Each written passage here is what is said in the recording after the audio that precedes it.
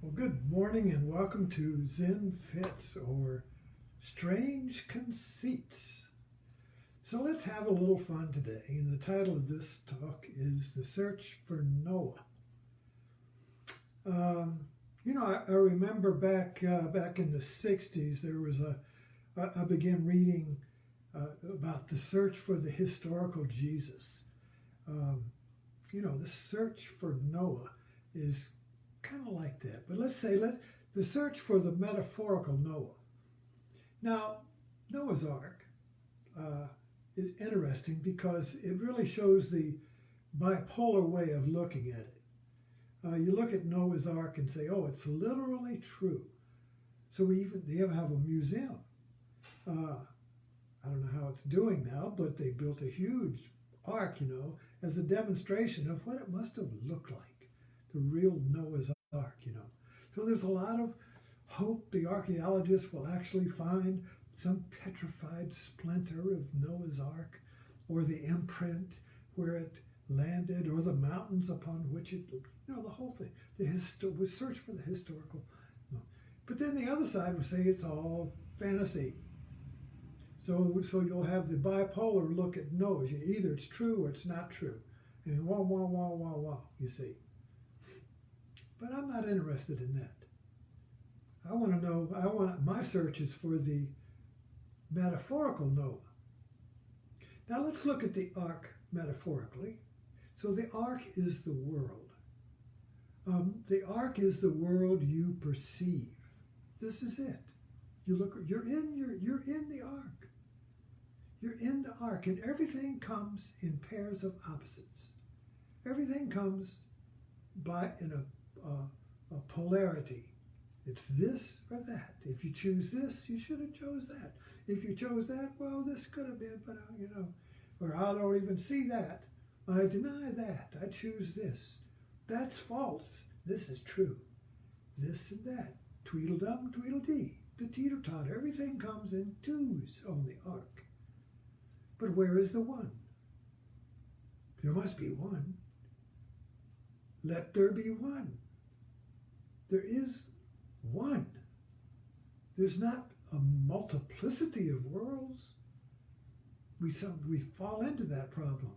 Oh, everybody's got their own perception. Everybody's got their own opinion. So what does that mean? There's just a multiplicity of opinions? There's no one? But we all want to be the one. Where is the one that includes all the many? Where is the one that is the many? It must be there. Otherwise, we're in a psychosis. Otherwise, it's just a fragmentation. And that's insanity. That's a psychosis. That is terror of falling into the void, of breaking up into nothing, being compressed in a wafer. I remember that first Superman movie. I guess it was the first. But the villains were compressed into a wafer and sent off into space. That image sticks in my mind. The horror of being being an image and cast off into space forever. Aware, but unable to get out. Where is the one, you see? So this one is Buddhism, is Jesus. Christ is the one. When Buddha awake, he said, I am the most honored between heaven and earth. I am the honored one. The one. The one that has no second. We all want to be that. We all want to be the one. Every argument, every opinion war, everything is about, I'm right, you're wrong. Marriages, who's going to choose to go to Walmart? Who's going to choose to go on vacation? Who's the one who chooses? The one chooses, you see. The one has power and receives power. Trump, I want to be the one. Trump's, I'll make America one, you see, basically. Trump is saying, I want to be one, number one, that has no second. So he's always fighting the challenges. So when you're number one, you're going to be at war, because every athlete knows once you get that trophy, everybody else is going to want to get it, and you've got to fight them off. And all these masters, tennis players, they get up their masters, they bend the one, And now they're defeated by a 17-year-old. Where did this one come from? So the one is never permanent. The one is always temporary. It's always a game, we need to understand. Many take it seriously. And they kill the challenger. Wars. America's number one. We're going to defeat the enemy. But they're saying they're number one. They're going to defeat us. Religious wars. It's all about the one. Where is the one? You see, can we find it in form? Can we find it in history? Can you find it in matter, in reality? Can you find it on the ark? No, because the ark comes in twos, pairs of opposite. Every one divides into two.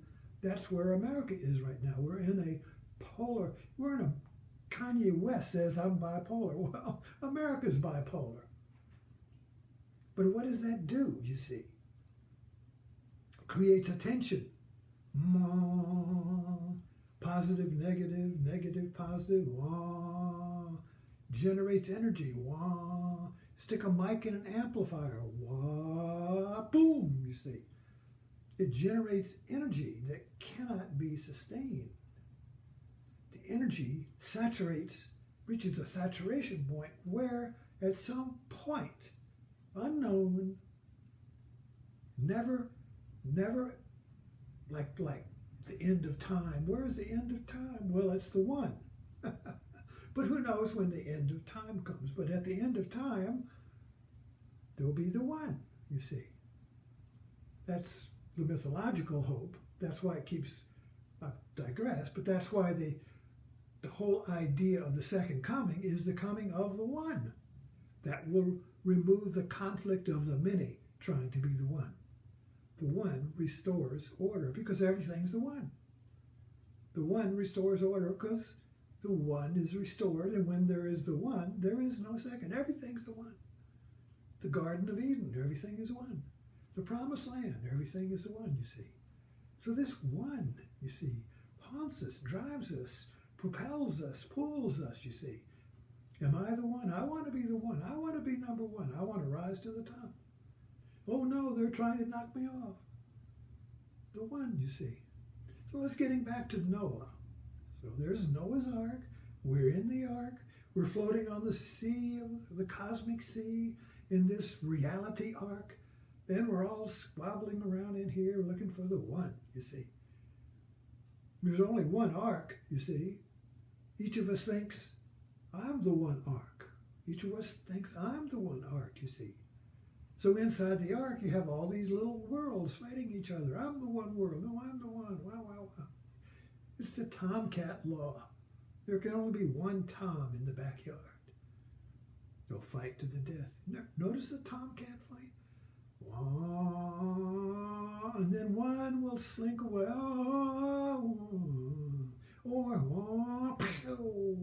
You see? That's it right there. That tension builds. You can hear it. Hear them in the backyard.